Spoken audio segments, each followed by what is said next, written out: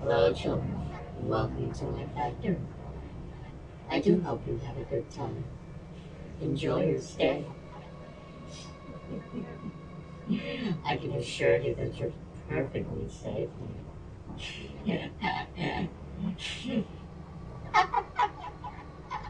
Perfectly safe. You know, when you're a kid, when you're just a little kid, and you put on a movie, you have pretty simple desires, all right?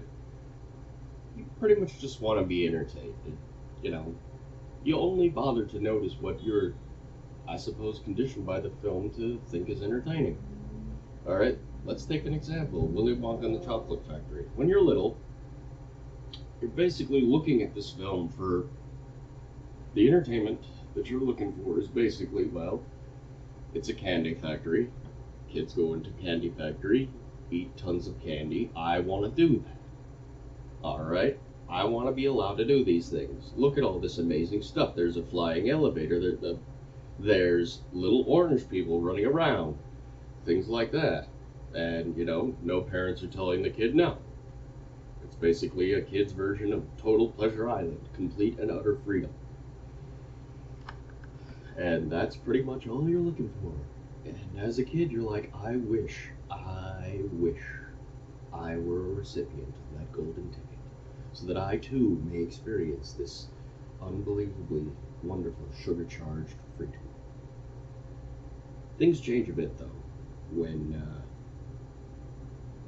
you get older, because that logical side of your brain starts to take over. You've started to have life experience now. Your idea of awesome is not a room full of candy. Maybe, but other things start to take precedence. Number one, I'm out of debt today! This is awesome! I was able to buy groceries, and can you believe it? That laundry detergent was on sale. And then that moment hits you where you're like, I'm old. I'm old. I've grown up. I'm excited by laundry detergent. And your brain goes, I know how to fix this problem. And you go, what is it, brain? What should I do? We'll just go watch some Willy Wonka. We'll let you go down a little memory lane. Yeah, you'll feel better. So you're like, all right, brain, that's a good idea. I think I'll do that. You sit down, put the film on, and you're like, this will be just like when I was a kid. Just like when I was a kid. And sometimes with a film, it really is. You're like, I just remember this. And for a couple of minutes, you are, you know, just a kid again. And you're like, if I had a bowl of cereal right now and the right kind of pajamas, this would be just like when I was little. But not with Willy Wonka, no. That didn't at least happen for me, all right? I put in Willy Wonka. And my logic and my knowledge of horror movies takes over. And I'm sitting there and I'm watching this film. And I start to look at all the things that are going on. The whole setup. And I think to myself, watching this now, all I see is the movie Saw taking place in a candy factory. However, I'm also going to discuss a few points that have recently been brought to light for me. In the words of the Big Lebowski, new shit has come to light. Alright? No, YouTube, you can't get me for a copyright strike because, well, that line is stuck up here. Anyway, so, watch the film. You know, bunch of spoiled, stupid children who probably deserve a lot of this, except the one. There's always one who is just a sweet, gentle, loving boy, full of innocence and full of joy. Not really, he's still a moron too. But anyway, so they get these tickets. They go to this factory. The only thing these tickets are missing is one line. Alright, I want to play a game. Should be listed right down there. The only reason why it says you may bring with you one member of your family and no one else is because I want to make sure that there's only one witness to what I'm about to do to you. I mean, if you're to relate this to any other film, it's also The Hunger Games, because why does this guy want these people at this factory? He wants to pick an heir. He wants to see who's good enough to take over the position of Grand High Candy Guy. Alright? That's the point. This is God, you're all sick. a Darwinian experiment. Survival of the fittest. So let's get down to it, shall we? The first thing that happens, the first way he tries to take this kid out, the first kid is Augustus. And how does he do it? Puts him in a room full of candy. Not the least of which is a giant river of chocolate. Kid, this is a trap, and he wants to take you out. I mean, let's look at it. The start of the scene is, let me in, I'm starving. Now don't get overexcited. Don't lose your head, Augustus. We wouldn't want anyone to lose that. Yet.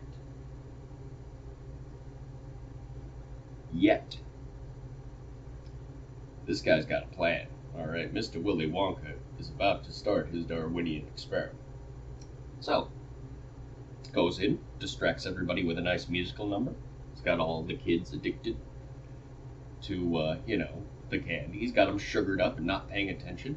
Then he calmly guides them over to the great river of chocolate. And he goes, yeah, well, it's mixing my chocolate. It's actually churning my chocolate. He is baiting this kid. He is baiting Augustus right now. He's like, that's completely mixed and delicious, kid. You have no idea the awesome. Alright? He knew what Augustus was going to do. He knew he was going to stick his hand in there and start drinking it up. Don't act like you're surprised. Don't do that. Don't do it. Alright? You knew the game. You were like, if this kid can resist the urge to drink freshly churned, delicious, creamy chocolate, then maybe he's the right choice. But no, that's not what happens. This kid, because we all knew he was going to do it, goes up there to a completely unrailed, wide open river of chocolate, which, by the way, we don't know the depth of, and starts drinking. Willy boy, you knew that was going to happen. You knew it. So that's all an act, all right? He's like, oh, my chocolate, my beautiful chocolate. Inside his head, he's like, I gotcha. All right? He knew. Then he gets stuck in a tube. Willy Wonka's still flipping out about his chocolate. Dude is stuck in this tube. Mom's not doing so great either. She's like, okay, my kid is stuck in a tube. What do we do? What do we do? You get a hammer. You're the parent. Flip out, get a hammer, go over there, smash the thing, get your kid out. Do whatever you gotta do. Jump in there, save his life. I don't know. But no, we don't do that. We don't do that. I know lots of parents who would, though. They'd be in that water in 10 seconds. Either that or they would throw Willy Wonka in themselves. And they'd be like, you swim and you get my kid. End of story. But nope, that don't happen. He stays in that tube until the pressure releases him. And Willy Wonka just kind of shrugs his shoulders and goes, hey, Larry, Bill, Oompa Loompas, get over here. All right, now here's what happened. Through some freak accident, which I had no idea was going to happen, wink. I didn't know this was going to happen, totally washed my hands of it. All right, so, he was drinking the water, he got stuck in there, so why don't you take Mrs. Gloop here and, just take her on down to the fudge room there, and she'll be able to find her son there. But look sharp, or otherwise he's been boiled. And, Mrs. Gloop goes, you boiled him up, I know it. He goes, nothing to worry about, Mrs. Gloop. Across the desert lies a promised land. He never admitted. He never said no to that. As far as we know. He boiled up this kid, and the chocolate is flavored with childhood innocence. Boy, that is creepy. All right, so that's the first one. That's the first one right there. Then he takes him down the tunnel of madness. All right, and completely freaks him out. Stopping at this unremarkable cement building. Okay? Yeah, we all know this is the second level of the death trap. This is where he tries to take out my TV. I'm worried about you. By making sure that there's explosive candy for your enemies right there. He tried to take him out with explosives. It didn't work, though. So, he moves on to Miss Violet Beauregard. And he goes, I know how to get you. I know what to do. You've got gum-related OCD. You can't resist gum. So, takes her over, goes, this little piece of gum is a 3-course dinner. Haven't fully tested it out yet, though. And she goes, so long as it's gum and that's for me, takes it. He knew it. He knew that was going to happen. He'd set that up perfectly. Totally set it up perfectly. Once again, Darwinian experiment, he's seeing if she can resist. She failed. Pops it into her mouth and becomes a giant blueberry. Now, here's something that I figured out a few days ago when I was trying to record this video before. This is actually like the 6th time I've tried to do this. But anyway. Yeah, there's juice in there. And so, yeah, I guess we have to squeeze her to get it all out. But there's other things inside the human body to take into account. Like organs, bones, blood, things like that. And you're gonna squeeze her? You're gonna get more than juice out of that thing. I'm sorry this episode's so morbid, but these are the points that need to be made here. Alright? You're gonna crush her bones. So far, you've nearly boiled a kid. You're thinking about crushing a kid to get quote-unquote juice out. And there you go. So that's 2. It's got 2. Okay? Then, through other machinations, he decides, I'm not going to take out Mr. Innocent Charlie by himself. Oh no, I've got a better plan. Takes him to a room where there's an untested drink known as a fizzy lifting drink. And it's weird because it's not Charlie that decides to gamble here. It's not. It's his grandpa who says, let's take a drink, Charlie, nobody's watching. Now, this is where, if it were me, I'd be looking at my grandpa going, Grandpa, let's stop for a minute here. All right? Let's just narrow it down for a second. First of all, what are 2 things that just happened? Well, one kid got stuck in a tube and, might have been boiled. Correct. What just happened a few minutes ago? Just a few minutes ago. You were there, I was there, but I just want to see if you remember. Well, girl turned into a giant blueberry and, blueberry. Right. And what happened then? Had to squeeze her before she exploded. Correct! This is a trap, Grandpa. No, we shouldn't take a drink. We should just move on. Just move on. Go on the tour and thank whatever God is protecting us that we made it out alive. Alright? But nope. He actually does something that, most little kids would do. He, authority figure, and he trusts his grandpa, implicitly, in fact. So I guess you can't blame him too much for that. They take a drink. They float upwards. They're having the time of their lives. They're like, yes, sir, floating up here, life is good. Oh my gosh, I'm headed towards a blade. Once again, trap.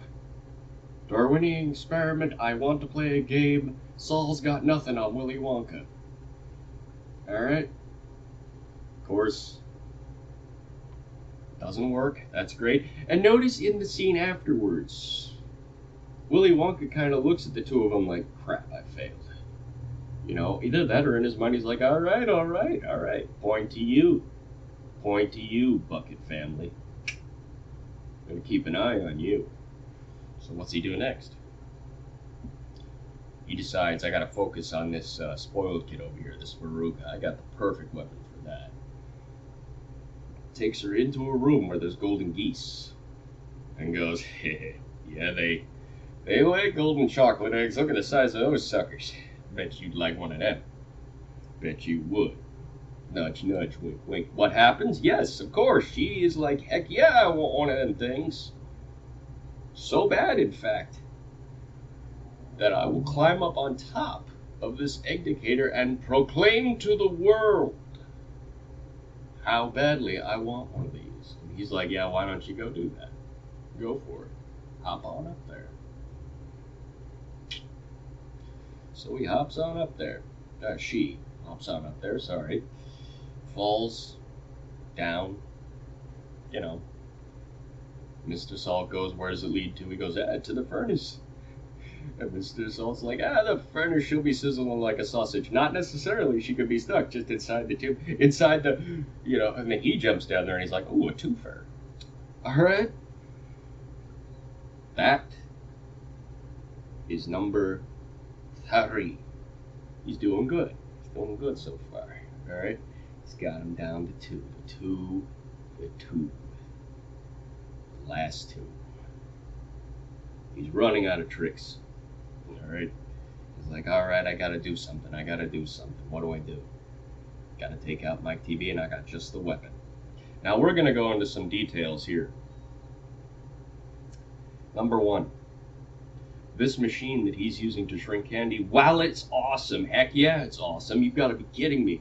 Would I want that giant chocolate bar shrunk? No, thank you. Would any, woman that I know want a giant chocolate bar shrunk? No, thank you. They'd be like, that looks fine the way it is. That's a jumbo bar of chocolate. What's the problem? But no, I mean, it's cool. You can shrink chocolate with this thing. It's actually incredibly awesome. So, let's move on. It is the same technology used to shrink pictures for television, so what does Mike TV do? And this kind of is his own fault, alright? Because there's a few things here that we have to take note of. Number 1, what the hell are you thinking, kid? You want to be shrunk? Why? Because you think you're going to get sent through television? You're not an image, stupid. You said it yourself. A photograph is taken and it's split up into millions of tiny pieces and they go whizzing through the air down to your TV set when they're all put together again in the right order. Said nothing. They don't flash the actor, okay? They don't look at an actor and go, I'm going to shrink you down, send you into the air, and you'll appear on that screen. That's not how this works. You know how this works, dummy. So, for all intents and purposes, you should realize that you're not an image and that this is not going to have pleasant consequences. Alright? At the worst, you are exposing yourself to what appears to be large amounts of radiation and shall therefore be the last of your life. Congratulations.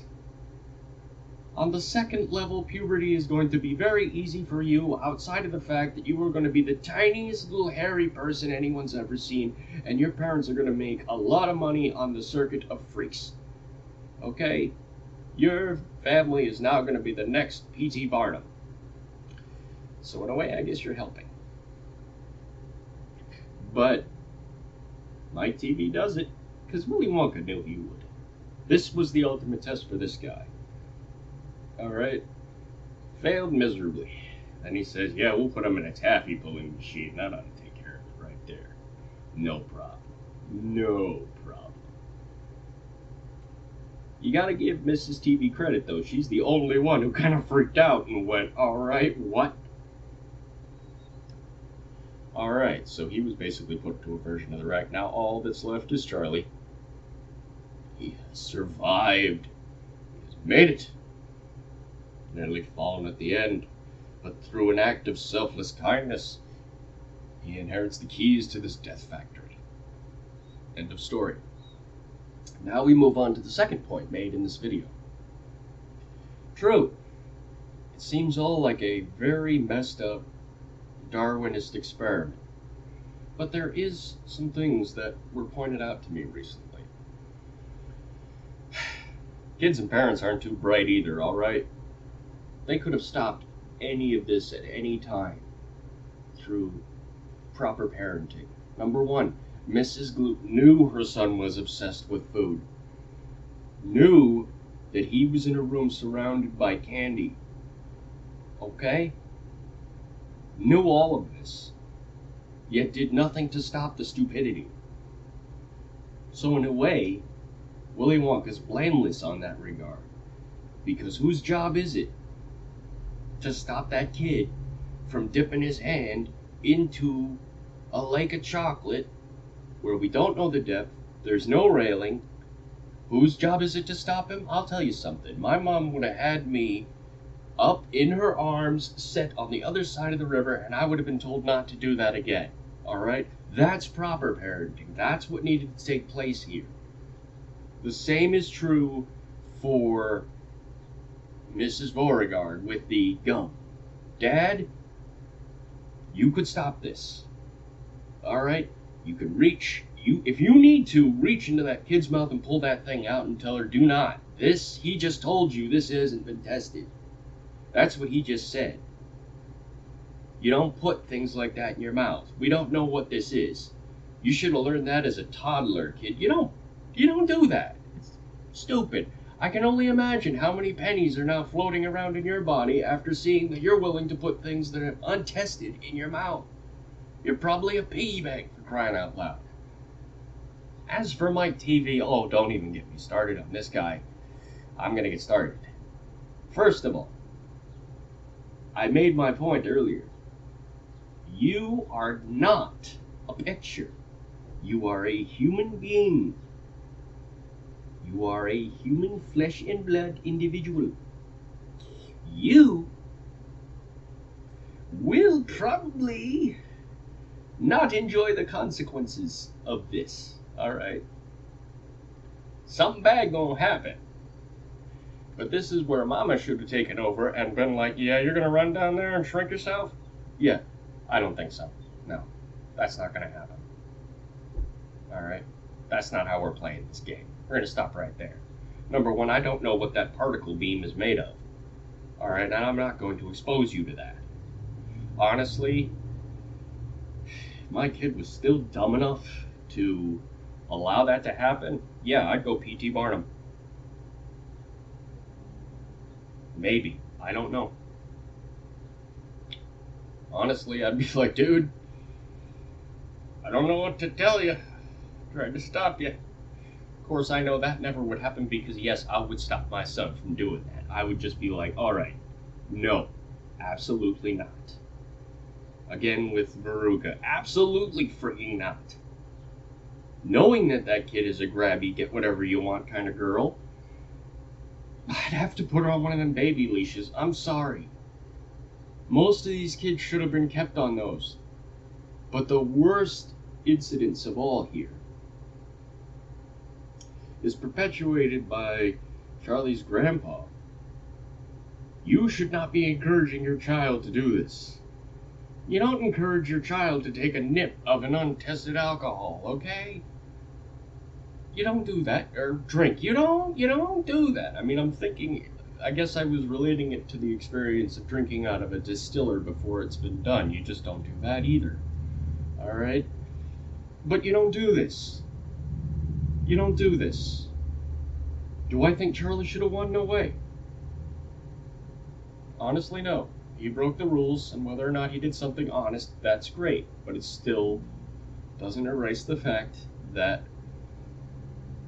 you really shouldn't have done that, kid. Alright? So, in final point, while this is more or less a crazy Darwinian experience, it's the parents that failed in this. It was their job to stop all of this chaos. All these kids could have made it out in one piece. And now, here's the other question. What does he do with all these kids after he, does what he does to them? I'm telling you, he runs a freak show. Alright? Little Violet Beauregard is now some clown wearing, I don't know, a clown outfit going, ah la la, giant blueberry. And, Mike TV is now the bendable, stretchable, always dependable, bendable, stretchable man. Okay. I don't know Veruca, and I don't know Augustus. Maybe he kept him in a On tube some and is kind of now showing medication? in his freak museum as Maybe. part of the park. Anyways, that's it, guys. This is pretty much the end of the video. I apologize if it went too dark for you, but these are things that, you know, I thought over, and this is kind of the direction that I figured it needed to go. Basically, Willy Wonka is the early version of Saul. It's a giant Darwinian experiment. The biggest failure falls on the parents and the kids for not having enough common sense to stop themselves from doing something like this. Personally, as far as the film goes, as a kid I enjoyed it. I like the new one, but as far as I'm concerned, the best of the Willy Wonka films will always be the one done by Gene Wilder. Alright? No one will ever be able to top that man's performance. He was the perfect Willy Wonka. He combined the right sense of mystery, the right sense of fantasy, and just delivered a stunning performance that, I'm sorry, Johnny Depp's a great actor, but he'll never stack up to that one. It's too high of a mountain to climb. So, awesome, Gene Wilder.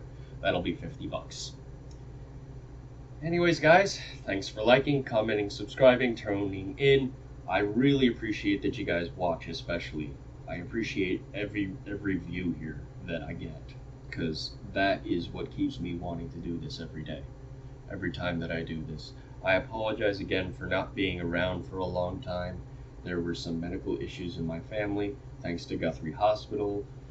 Those issues have been resolved, and I'm very grateful to them for all their help. What I'm going to be doing is leaving a link to a little fundraising page that my fiance set up. If you guys donate even a penny to that, if you feel like doing that, we'd really appreciate it. It helps to pay for the medical bills that have been accrued here. Thank you so much again, guys, for all the views and liking, commenting, and subscribing. And if you guys have a topic you want me to do, just let me know. Take care, guys. Stay comfortable. I'll see you later.